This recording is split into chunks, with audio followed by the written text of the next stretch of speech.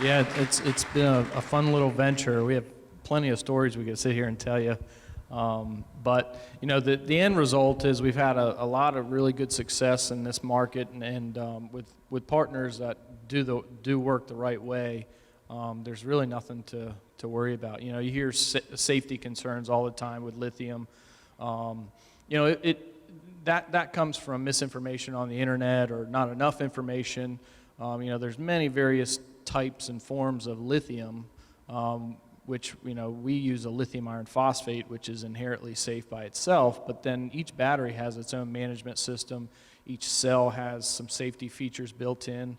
You know, we have real stringent certifications, UL certifications, IEC, UN 38.3 that, you know, we have under our belt with the check mark next to it that proves it's safe. So, with those notes, that's sort of a partial answer to a question I get asked all the time. RELiON is a high quality product, and it's not the cheapest on the market. And I always, clients who are international businessmen, they fly over the world, they have offices in China, they're like, I can go to your manufacturer and buy the same battery for a fraction of the price. How would you answer that question? So I give people Alibaba.com all the time and say, go for it, you know. But the real answer is, just like anything in life, there's different levels. We have A grade cells, B grade cells, C grade cells, and those are designed for certain C rates, meaning you can charge and discharge them faster or slower. They can support, you know, about a quarter or half the cycle life compared to the best. Our product is built with grade A cells. We use the most sophisticated pieces in our management system as possible. Everything is kind of overbuilt to support, you know, the application and what we set those limits to on the battery management system. And we're a reputable company partnered with reputable people in the industry that will be here to support anything, you know, you guys if anything would go wrong. Which I meant to tell Jason, I hope he's still here. On tape, he admitted that it was his fault our battery failed, so I need to go back to him. That's good. But no, it's you know, there's plenty of options out there for everyone to pick from. And you know, we don't fit, you know, somebody might want a battery that doesn't give you as long a cycle life because they're not going to be in their boat or their RV for, you know, but a couple years. But you know, we do everything first class, and it's built to perform and exceed what you're needing. So, I mean, we can talk all day about 100 different things, but I think we should take some questions from you guys. I am great at answering install question, technical, battery, anything around the battery would definitely be a mic answer.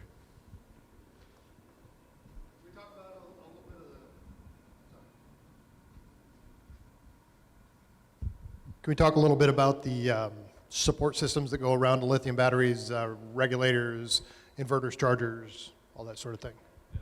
So, Director, you asked a question about what's around it. There's one area you want to focus on specifically because there's a lot of things that go in. So I got asked a question earlier, what are you going to do different to put lithium in?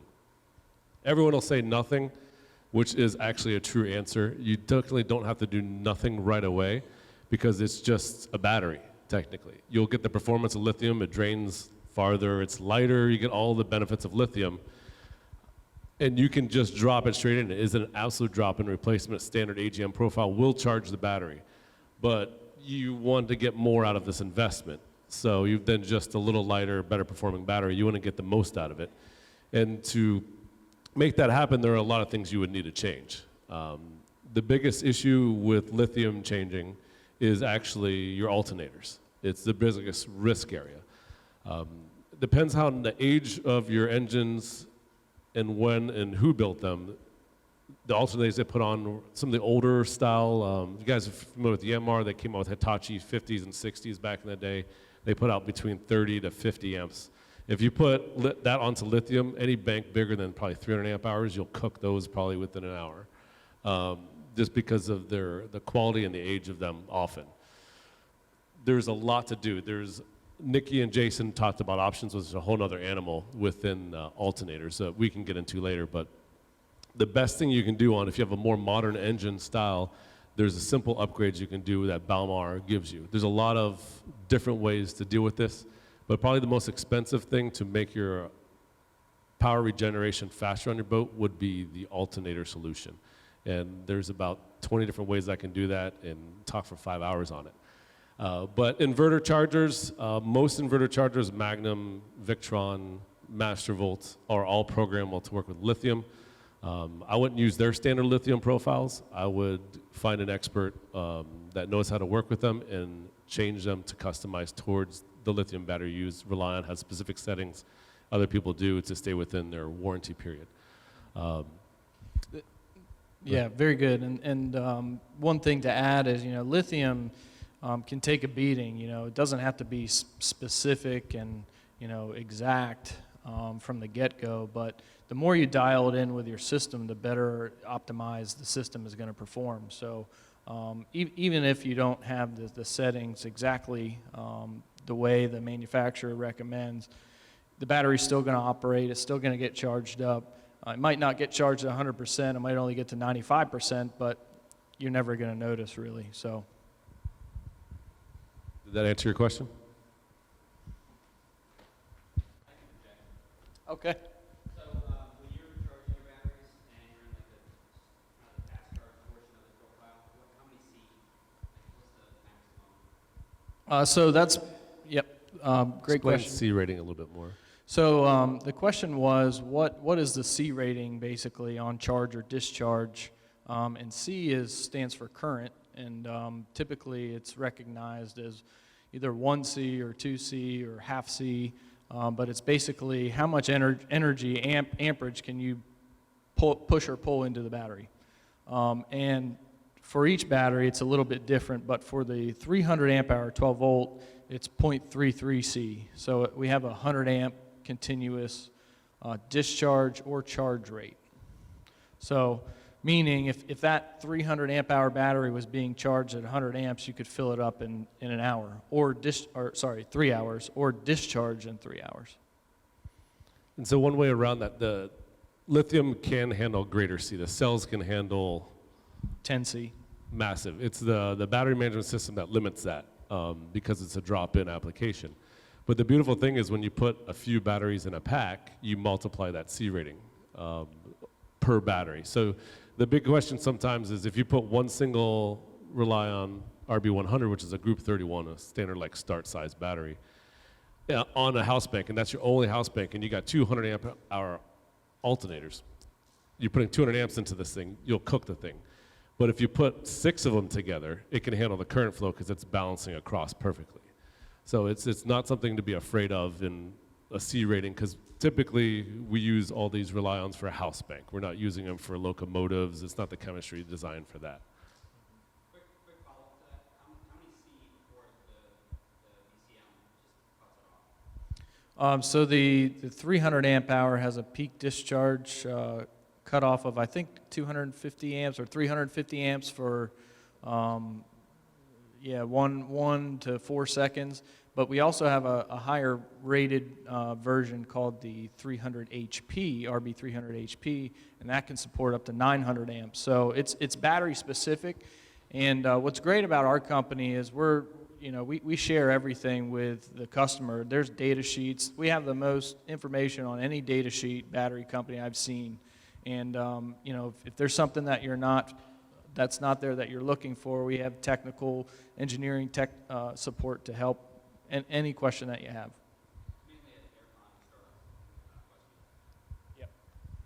Yeah, and air cons, it all depends. If you guys know Leopard 50, Happy Together, Randy Smith, we can run as chiller on his boat. And we've done crazy things. It doesn't start up well, but if you start on the generator and flip over after it's already cooled down, it'll run it. I'm not suggesting you do that, but it's capable out there.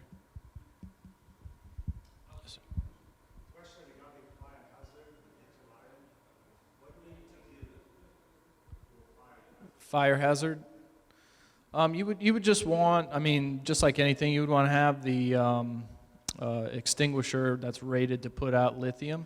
And you know that could be caused from an external fire reaching the batteries or something like that. But I think that's how you would want to prepare. There's a specific class, and it's slipped my mind right now, but it's a specific extinguisher designed to put out lithium. So that's a very good question. Fire rating. How afraid should anyone be of RELiON lithium with cylindrical cells catching on fire? There's zero risk of the batteries catching fire, exploding. You know, even if you had a loose terminal connection, you could get a melted case, and you know that maybe the case would catch on fire, or fiberglass or something around the battery. But even still, if fire reaches our cell, there's no explosion. The lithium cell is not going to add to the fire. It's just going to melt down. And you know, it's pretty cool the testing they do to pass, like, you know, UL or UN 38.3, which is a shipping certification that allows our company to label these batteries as lithium ion. Companies that don't have that certification have to ship them as a power source. And you know, they go through smash tests, nail tests, drop tests, altitude testing. It's really, really stringent and really costly to do it. You have to provide like 15 batteries that they get to destroy. So it's pretty cool. I would love to see that video. So in that case, I've worked on some very dangerous kind of batteries back in the day that companies are out of business now for good reasons. And with RELiON, the only thing I've ever had, or you'll ever have an issue with, and you can have the same issue with lead acid, is a poor installation. The only thing I've ever seen, I haven't even had of the hundreds and hundreds of installs we've done, I haven't had any of the 300 amp hour batteries actually fail on me. I know there has been, because you deal with a lot more than I have, but in our instance, we haven't had a single failure or return battery of manufacturer failure. I mean, no one's perfect. Guy doesn't tighten down a terminal enough. Someone's trying to invert an air con. The case starts melting around the post because it's really hot. And that's the danger you get, is a poor installation. That can handle happens with lead acid. I've seen lead posts melt down from poor connections, and it does happen. And the only scare of fire would be a poor install. Mark, for marine services on your RB300s, what's good guidance on the high-end volt charge voltage as well as the float voltage?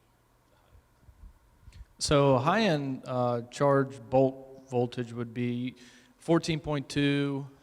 You could go up to 14.6. And that would be, you know, for your absorption setting too. But you would want to set that to the least amount of time as you could. And then a float setting, 13.5 to 13.8.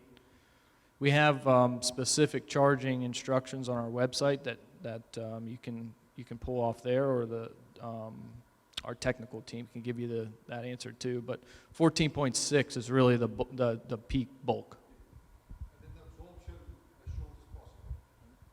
Yeah, because lithium likes to be charged with constant current, constant voltage, and that's why you buy it, is because you want to charge it up as quickly as you can, and save money on, you know, whatever charging source it is, other than solar, obviously. But that's how you save your money, and it operates better at a constant current, constant voltage in between, you know, 0.5 C and 1 C.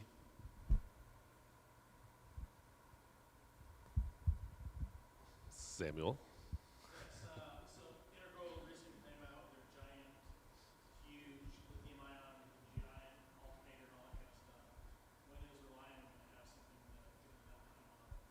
It's a good question, because the reason why we just became integral distributors for the region is because integral power systems, you guys might have seen Nigel Calder back them. They've gotten a lot of traction. It's a 9 kilowatt alternator that can be put on your engine as small as a 40 horsepower engine.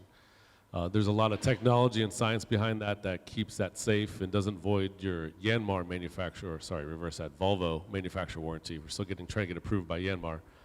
But the reason why integral has a relationship with us now is because they contacted us because they know we're so involved with RELiON because they've tested and proved RELiON's battery pack. And they give it a huge thumbs up. It's their favorite one to use even over Torqeedo. And they might not advertise that, but the owner of the company actually told me he prefers our pack over the Torqeedo pack. That's a 48 volt, 150 to 300 amp hour battery bank. It's size of your generator almost. To answer your question, I'm not sure. I'm not with product development, but we have a lot of really cool things in the works, and it's only going to get better as we move forward. So there's a lot of cool stuff they're doing.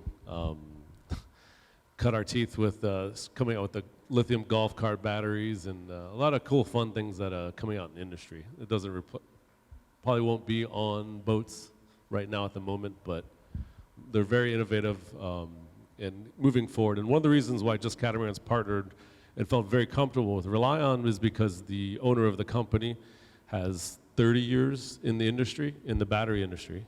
yeah, 30 years, and overall, engineering team, technical support, sales support, everyone with our company, we have, I think, over 150 years in the industry. So it's a good backbone. We fully know what people expect in this industry and how we need to support them. And yep, it's been great. The reason I brought that up is because RELiON isn't a small fly-by-the-seat company. What was your gross sales last year? Who knows? They're in a lot of different markets, not just marine. Yeah, we focus in marine, RV, renewable energy. We're getting into golf. I'm sure it'll be publicly traded here soon. And the reason why I say that is because lithium batteries last so long. The warranty will be there. I mean, the warranty on these batteries, a standard without a battery monitor is 5 years. 7 years if you have a battery monitor.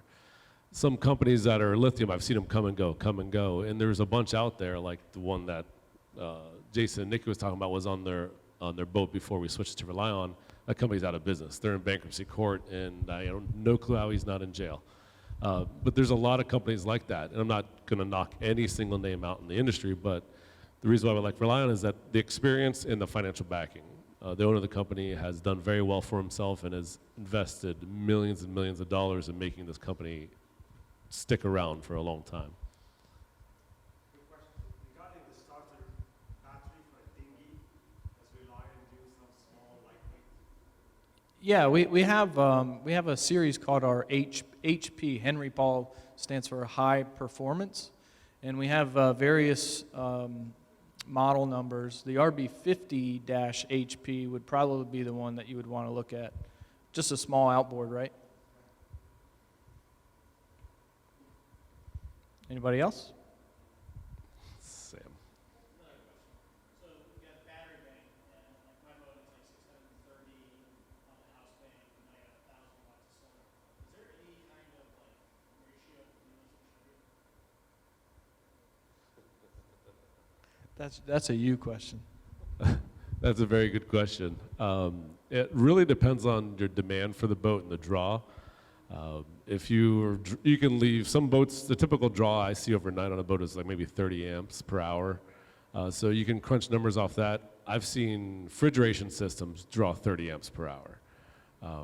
So it depends on how much draw you have current flowing while you're solar charging. If you have nothing, you won't need as much solar. If you have a ton, you want to have more solar to compensate for your draw and charge your battery bank. How long do you stay on the hook for? You got to calculate for those days that you have cloud cover. There's a lot of variables.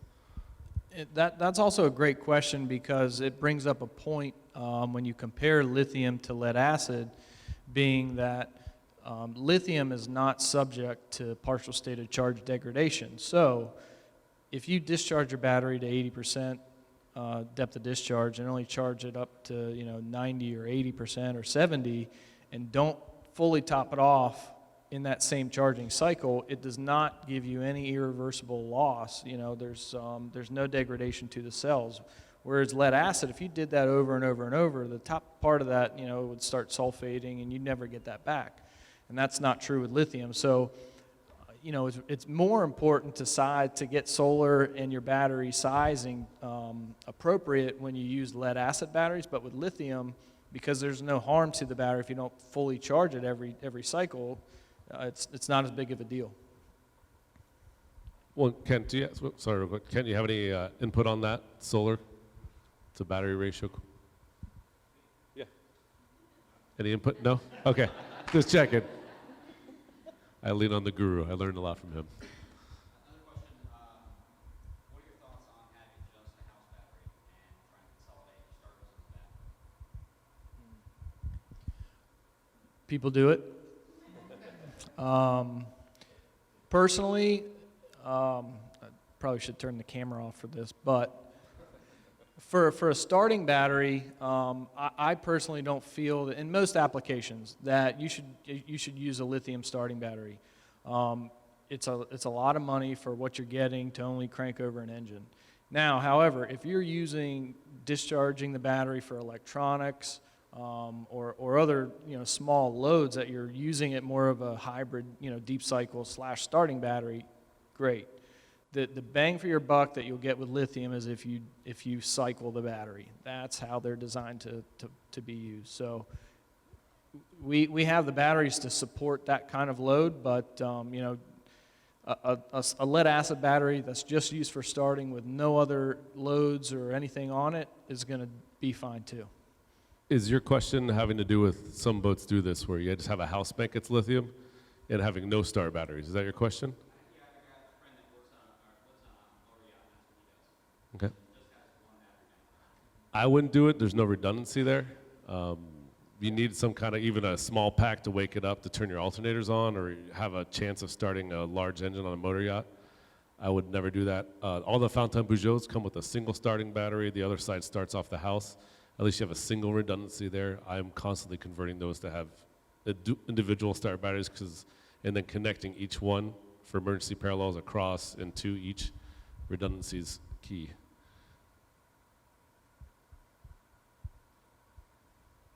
One last question regarding the alternators. Getting a lot of discussions on Facebook about skipping the genset. Use weight, use cost, $30,000 for a genset. Why? Let's focus on solar, more lithium, and bigger alternators or two. Are you ready or not yet? From your perspective. I actually recently removed a generator off a boat because we had 2.2 kilowatts and 1,200 amp hours of lithium. It really depends on your demand. We can invert the aircon. They don't care to all the time. Some people need constant air conditioning. Randy and Lenny, they wouldn't mind me saying this. They need air conditioning on Happy Together. These clients love to have an open boat, stay cool. They don't mind the moisture. They don't mind a little heat. They're like, we're in the Bahamas. We have cool breeze. It all depends on your style. With integral systems, we can do it without a generator, and you can run all your air cons, no problem. But that's $30,000 install. It's about the cost of a generator. Who's ready to buy some batteries? Free samples. Free samples? Yeah, I got those little watch batteries. They're lithium. Yeah, good discount. Well, boat show's still on, so there's a very good discount right now. Thank you, guys. Thank you very much.